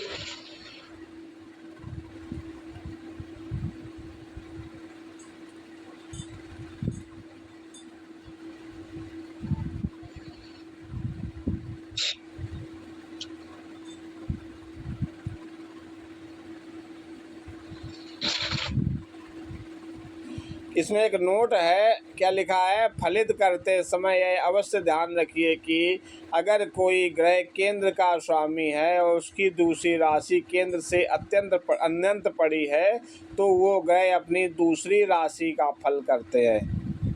क्योंकि चाहे अशुभ हो या अशुभ हो, शुभ हो चाहे अशुभ हो, अगर केंद्र का स्वामी होगा तो न्यूट्रल हो जाएगा, उसका फल तो नहीं करेगा। तो वो ग्रह अपनी दूसरी राशि का फल अधिक करता है। अगर वो शुभ भाव में पड़ा है तो शुभ फल मिलेगा, अशुभ में पड़ा है तो अशुभ का मिलेगा। ठीक है ना। क्या लिखा है नेक्स्ट? क्या है? बुध और चंद्रमा शुभ ग्रह होने के साथ भी उतने प्रबल मारक नहीं होते जितने कि शुक्र और गुरु होते। मतलब गुरु और शुक्र जो होते अधिक प्रबल मारक होते हैं, ये प्रबल मारक होते हैं। सूर्य और चंद्रमा को अष्टमेश होने का दोष नहीं लगता है, क्योंकि सूर्य एवं चंद्रमा साक्षात देवता माने जाते हैं, जिनके हम जो है दर्शन कर सकते हैं। साक्षात सूर्य भगवान के साक्षात दर्शन करते हैं ना दिन में, चंद्रमा के भी इसी तरीके से करते हैं। तो इसलिए इनको जो होता है क्या बोलते हैं, अष्टमेश होने का दोष नहीं लगता है। ठीक है ना। अब इसके बाद क्या है, क्या बोला जाता है, जो सबसे जो होता है, सबसे जो है पंचम से नवम त्रिकोण ज़्यादा प्रबल होता है। मतलब त्रिकोण में नवम भाव जो होता है वो सबसे ज़्यादा प्रबल होता है, पंचम से भी ज़्यादा प्रबल होता है। इसी तरीके से केंद्र में जो है, केंद्र को क्या बोलते हैं, दशम भाव को कुंडली का आकाश या नभ कहते हैं। इसलिए नवमेश व दशमेश की युति एक विशेष राजयोग देने वाली होती है, चाहे यह युति किसी भी भाव में क्यों ना पड़ी हो। कुंडली में अगर दशमेश और नवमेश दोनों एक साथ आके बैठे हैं, भाग्य भाव में या दशम भाव में या 11वें भाव में, तो ऐसा जो योग होता है जातक को IAS वगैरह बनाता है, सिविल सर्विसेज में लेके जाता है। लेकिन उसके बावजूद भी अगर इनका दोनों का योग अष्टम में पड़ा है, सेकेंड में पड़ा है, तीसरे में पड़ा है, छठे में पड़ा है, 12वें में पड़ा है, तो उसके अनुसार वो अच्छा ही फल करेंगे, खराब फल नहीं करेंगे। इसके बाद क्या है, अब ये तो आपने त्रिकोणों का शुभता देख ली कि पावरफुल ज़्यादा होता है। इसी तरीके से सबसे कम पावरफुल जो होता है लग्न होती है, लग्न से अधिक पावरफुल जो होता है आपका ये आपका 4th हाउस होता है। 4th हाउस से ज़्यादा पावरफुल आपका 7th हाउस होता है, और 7th हाउस से ज़्यादा पावरफुल आपका दशम भाव होता है। इसीलिए केंद्र में दशम भाव सबसे ज़्यादा पावरफुल होता है। इसके बाद इनके देखो अशुभता देखो, छठे भाव से ज़्यादा अशुभ जो होता है अष्टम भाव होता है, और अष्टम भाव से ज़्यादा अशुभ जो होता है वो 12वां भाव होता है। तो 6 से ज़्यादा अशुभ 8वां, 8वें ज़्यादा अशुभ 12वां भाव होता है। इसके बाद क्या है, राहु जो होते हैं वो शनि के जैसा कार्य करते हैं, और जो केतु होते हैं वो मंगल के जैसा कार्य करते हैं।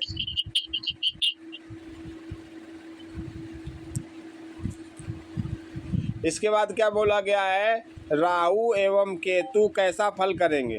तो राहु केतु जिस भाव में स्थित होंगे उसके भावेश के अनुसार फल करेंगे, अथवा यह जिस ग्रह के साथ बैठ जाते हैं ये उनकी प्रवृत्ति के अनुसार फल करते हैं, उनकी प्रवृत्तियां अपना लेते हैं। कुछ नोट है, इम्पोर्टेंट नोट है कुछ, कि चौथे 8वें लग्न में केतु की महादशा अच्छा फल देगी। चौथी 8वें लग्न कौन सी होगी, कर्क लग्न हो जाएगी और वृश्चिक लग्न हो जाएगी। वृश्चिक लग्न में केतु जो होंगे अच्छा फल करेंगे। बुध जिसके साथ बैठे हों उसके अनुसार फल करते हैं, जैसे सूर्य के साथ बैठ जाएं, सूर्य के बुधादित्य बनाते हैं, तो ये सूर्य से ऊर्जा लेकर के सूर्य के समान फल करते हैं। बुध को बालक ग्रह कहा गया ना, राजकुमार कहा गया है ना, तो बुध जिसके साथ बैठे होंगे उसके अनुसार फल करेंगे। बोला दूसरी लग्न में शनि अच्छा फल देंगे। दूसरी लग्न का क्या मतलब होगा दूसरी लग्न का क्या मतलब है, वृष लग्न में शनि अच्छा फल करेंगे। वृष लग्न में शनि योग कारक भी होते हैं। योग कारक सुना है आपने, योग कारक और बाधक। जी सर बताया था शायद आपने। हाँ, योग कारक क्या होता है, जो ग्रह अगर एक ही ग्रह केंद्र और त्रिकोण दोनों का स्वामी हो जाए किसी कुंडली में तो वो ग्रह योग कारक हो जाता है। तो अगर वृष लग्न की कुंडली अगर हो जाएगी तो वृष लग्न की कुंडली में शनि जो होंगे योग कारक हो जाएंगे। वृष लग्न से काउंट करोगी तो 2 3 4 5 6 7 8 9 10 हो गया ना, 11। तो क्या मतलब हो जाएगा, 9वां भाव शनि का हो जाएगा और 10वां भाव भी शनि का हो जाएगा। तो वृष लग्न की कुंडली में शनि जो हो जाएंगे 9 मेष हो जाएंगे, 10 मेष हो जाएंगे। तो मैंने योग कारक के लिए भी क्या बताया आपको कि अगर कोई ग्रह केंद्र और त्रिकोण दोनों का स्वामी हो जाता है तो वह योग कारक हो जाता है, मतलब अच्छा फल करता है, उसकी अशुभता समाप्त हो जाती है। इसीलिए शुक्र लग्न की कुंडली में शनि योग कारक हो जाते हैं और शनि लग्न की कुंडली में शुक्र योग कारक हो जाते हैं। शनि के लग्न काउंट करिए, 10 नंबर से काउंट करिए लग्न से, तो 10 11 12 1 2।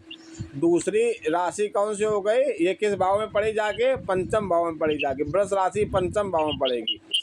3 4 5 6 7 और जो दूसरी राशि पड़ी जाके शुक्र की तुला राशि वो 10वें भाव में पड़ेगी। तो मकर लग्न की कुंडली में शुक्र जो हो जाएंगे जो है पंचम भाव के स्वामी हो जाएंगे और 10वें भाव के स्वामी हो जाएंगे। इसीलिए मेष लग्न की कुंडली मकर लग्न की कुंडली में शुक्र जो होते हैं योग कारक हो जाते हैं। क्लियर है, ये आपको शायद मैंने बताया तो था पहले। हाँ, ये योग कारक का फंडा हो जाता है। इसी तरीके से अब आप उसमें देखो कि योग कारक के साथ बाधक हो जाते हैं। बाधक क्या होते हैं कि बाधक ग्रह वो होता है जो सभी कार्यों में बाधा पहुंचाता है। जैसे क्या कि इसमें रूल क्या होता है, यदि चर लग्न है, चर लग्न में 11वें भाव का स्वामी बाधक होता है, स्थिर लग्न में 9वें भाव का स्वामी बाधक होता है और द्विषभाव लग्न में 7वें भाव का स्वामी बाधक होता है। तो अगर मेष लग्न है तो मेष लग्न में 11वें भाव का स्वामी कौन होगा,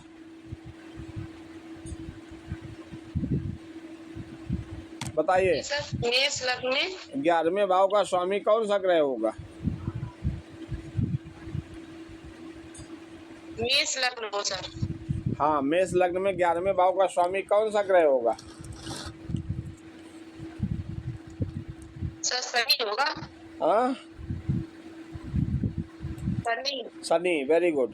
तो यहाँ पे शनि जो हो जाएंगे बाधक हो जाएंगे, मेष लग्न की कुंडली में बाधाएं पहुंचाएंगे। यहाँ पे वृष लग्न में कौन सा ग्रह बाधक होगा?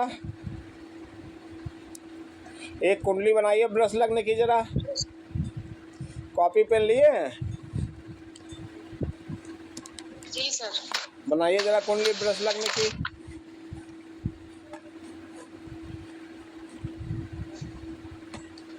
वृष लग्न की है ना हाँ, सर? वृष लग्न की। जी।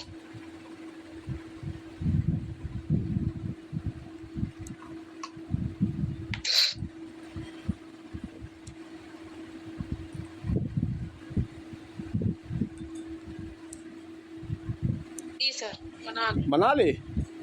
तो वृष लग्न की कुंडली में कौन सा ग्रह बाधक होगा? सर गुरु। क्यों?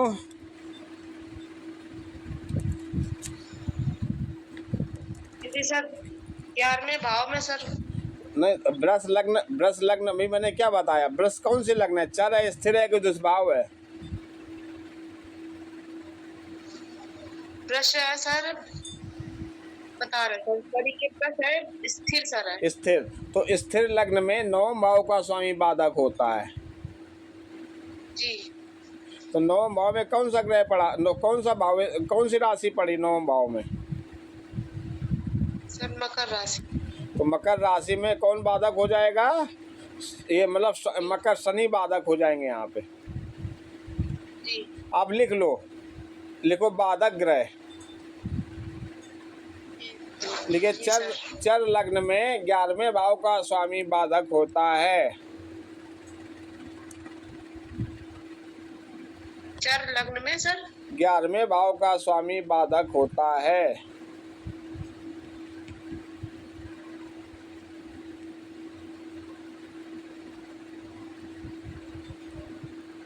तो लिख लिया? जी सर। जी।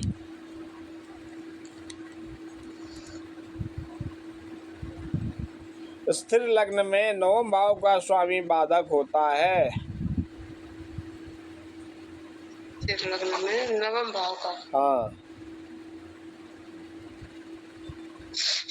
जी सर। और द्विस्वभाव लग्न में 7वें भाव का स्वामी बाधक होता है।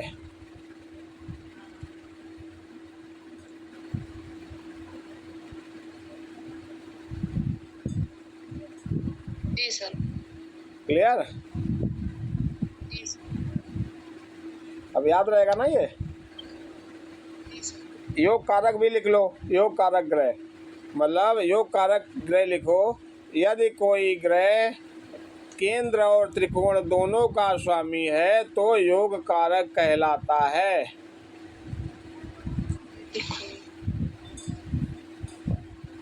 यदि कोई ग्रह केंद्र और त्रिकोण दोनों का स्वामी है तो योग कारक कहलाता है।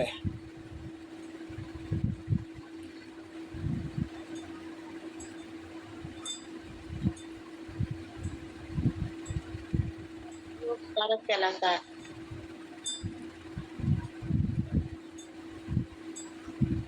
क्लियर? जी सर।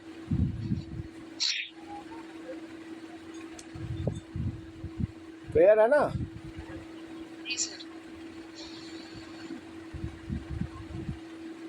आगे चलें।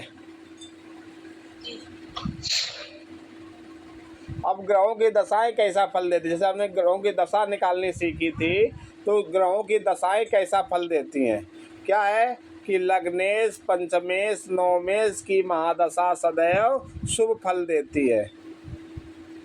शुभ स्थानों के ग्रहों की जो महादशाएं होंगी वो अच्छा फल करेगी। लग्न, दशम और एकादश भाव में स्थित ग्रह की महादशा और अंतरदशा भी शुभ फल देती है। लग्न में कोई ग्रह बैठा हो, दसम भाव में कोई ग्रह बैठा हो, एकादश भाव में कोई ग्रह बैठा हो, तो उसकी दशा अंतर्दशा अच्छा फल करेगी। अब उच्च ग्रह कोई बैठा हो, स्वक्षेत्री बैठा हो, मूल त्रिकोण का कोई ग्रह बैठा हो, मित्र क्षेत्री कोई ग्रह बैठा हो, तो भी वह शुभ फल प्रदान करेगा।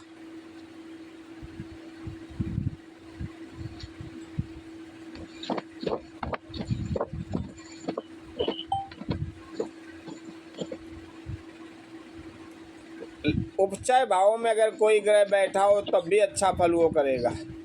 उपचय भाव मतलब तीसरे में, छठे में, 10वें में और 11वें भाव में कोई ग्रह बैठा हो तो अच्छा फल करेगा वो ग्रह। यदि कोई ग्रह क्रूर हो, उस पर कोई शुभ ग्रह या मित्र ग्रह की दृष्टि ना पड़ रही हो, तो क्रूर ग्रह होने के साथ बावजूद वह ग्रह अच्छा करेगा, अच्छा फल करेगा।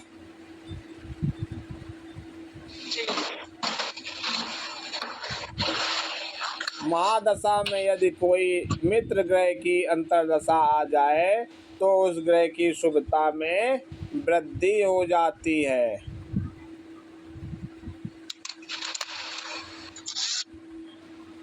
ठीक है ना, शुभता में उसकी वृद्धि हो जाएगी।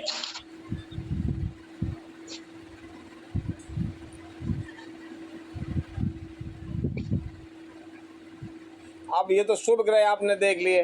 अब ग्रहों के अशुभ ग्रह का फल, अशुभ फल कब मिलेगा ग्रहों का? जो ग्रह शत्रु क्षेत्री हो, नीच का हो, अधिचारी हो, अस्त हो और वक्री हो, तो वो ग्रह क्या होगा? अशुभ फल करेगा, अपनी महादशा अंतरदशा में अशुभ फल करेगा। जो ग्रह भाव संधि में हो, पाप ग्रह के साथ बैठा हो, वो ग्रह भी अशुभ फल करेगा। भाव संधि समझते हैं क्या होता है? भाव संधि? हाँ, पानी पिला दे गिलास।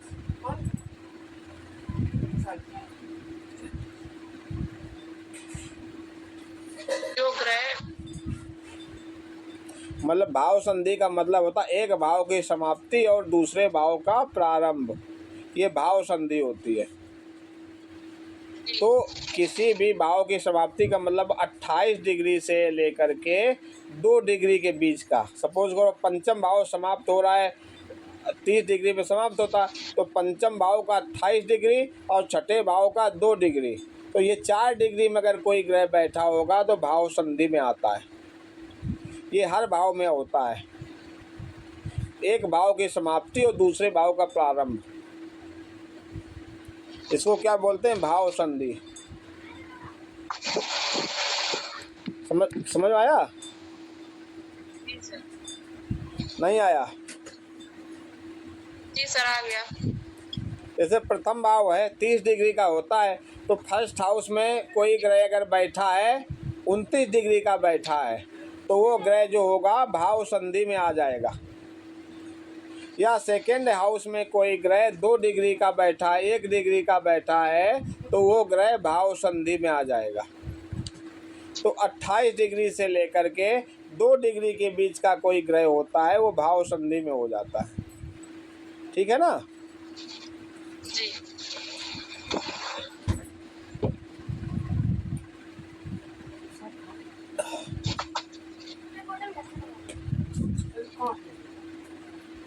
इसके बाद क्या है?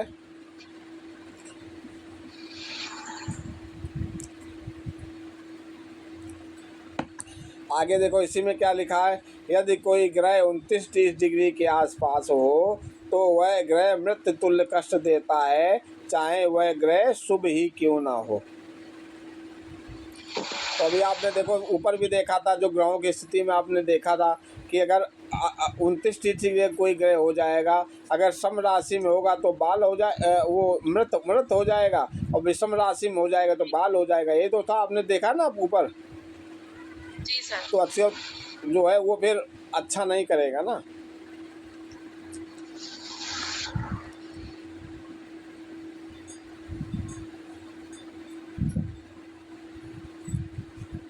यदि कोई दो ग्रह जो कि परस्पर शत्रु हैं और एक साथ बैठे हैं तो उनकी दशा अंतर्दशा में जातक को अशुभ फल प्राप्त होते हैं।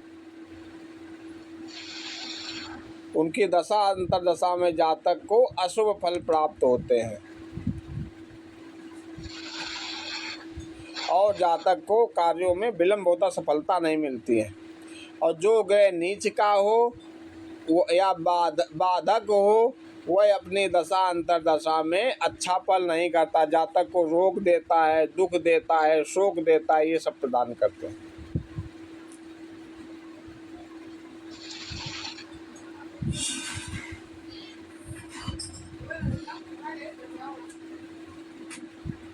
क्लियर है? इसमें आप देख लो, एक बार पढ़ लो, जो समझ में ना आया उसको मैं आपको दोबारा बता दूं। ऊपर से आप इसको पढ़ लो शुभ अशुभ फल में।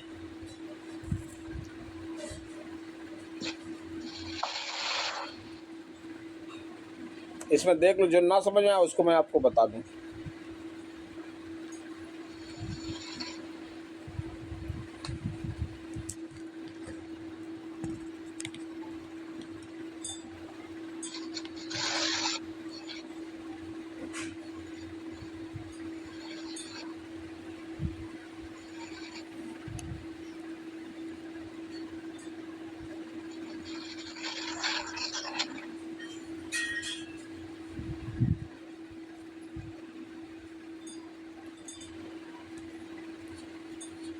जी सर।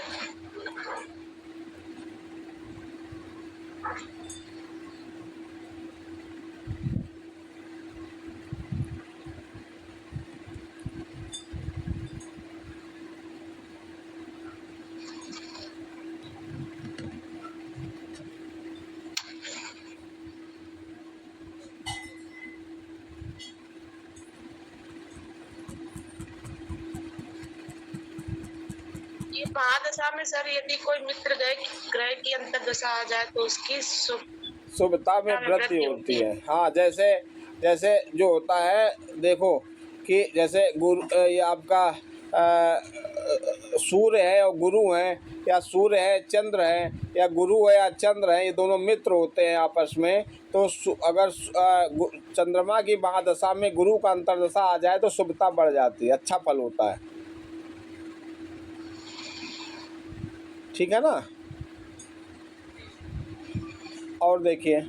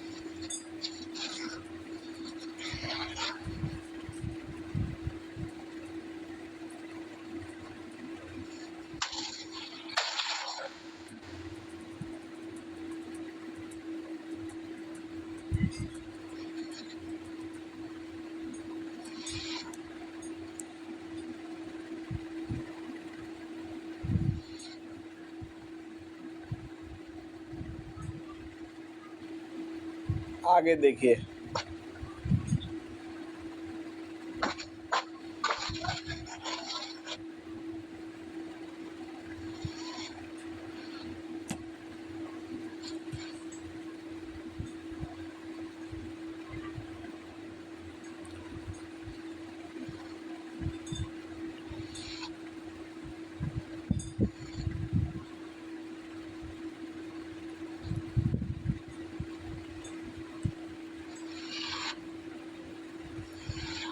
कोई डाउट, कोई संदेह? जी नहीं सर, इसमें सर ये देख रहे थे, वो आपने अभी नहीं बताया था स्थिर भाव और चर भाव। हाँ तो हाँ। इसमें वो मतलब चर भाव में 1, 4, 7, 10 होते हैं, तो इसमें किसमें? 11वां भाव होगा। बाधक में देख रही है ना? हाँ, तो बाधक में क्या होगा, चर लग्न की कुंडली यदि है तो उसमें 11वें भाव का स्वामी बाधक हो जाता है। चर स्थिर, लग्न सर एक हाँ, 1, प्रथम 4, 7, 10, वही देख रहे हैं। हाँ, अगर स्थिर लग्न की कुंडली है तो उसमें कौन सा भाव का स्वामी बाधक हो जाता है? 9वें भाव का सर। 9वें भाव का स्वामी बाधक हो जाता है। और दुष्भाव लग्न की कुंडली है तो 7वें भाव का स्वामी सर। हाँ, मतलब तीसरा, छठा और 9वां, 12वां, इन भावों से कोई लग्न स्टार्ट होती है तो 7वें भाव का स्वामी बाधक हो जाता है। क्लियर? योग कारक क्या होता है? योग कारक, जी सर। योग कारक, योग सर केंद्र और त्रिकोण को सर। हाँ, यदि कोई ग्रह केंद्र और त्रिकोण दोनों भावों का स्वामी हो जाए तो वो योग कारक हो जाता है। ठीक है ना? लेकिन अगर आज में देखोगी किसी किसी कुंडली में कोई ग्रह योग कारक होगा, साथ में बाधक भी होगा। जैसे वृष लग्न की कुंडली में शनि जो होता है 9वें 10वें दोनों भाव का स्वामी हो जाता है, लेकिन वहाँ पे वृष लग्न की कुंडली जो होती है स्थिर लग्न की कुंडली है, इसलिए उसमें 9वें भाव का स्वामी बाधक होता है। तो उस केस में वृष लग्न की कुंडली में शनि योग कारक भी है और बाधक भी है, दोनों कार्य करेगा।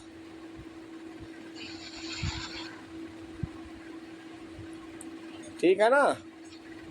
आपके लिए होमवर्क ये रहेगा, आप 12 लग्न की कुंडलियां बनाएंगी, सभी कुंडलियों में आप लिखेंगी कि इस कुंडली में बाधक कौन है, इस कुंडली में योग कारक कौन है। ठीक है ना? ये आपका होमवर्क रहेगा, इसको करके आप फोटो खींच के ग्रुप में भेजिएगा, मैं चेक करूंगा उसको।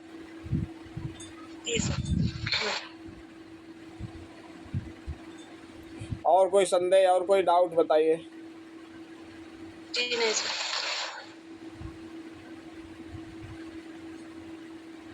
अब उसमें बस सर यही है कि घर पहुंच जाए तो वो पंचांग मिल जाए। हाँ, कब पहुंच जाएंगे? कब पहुंच जाएंगे?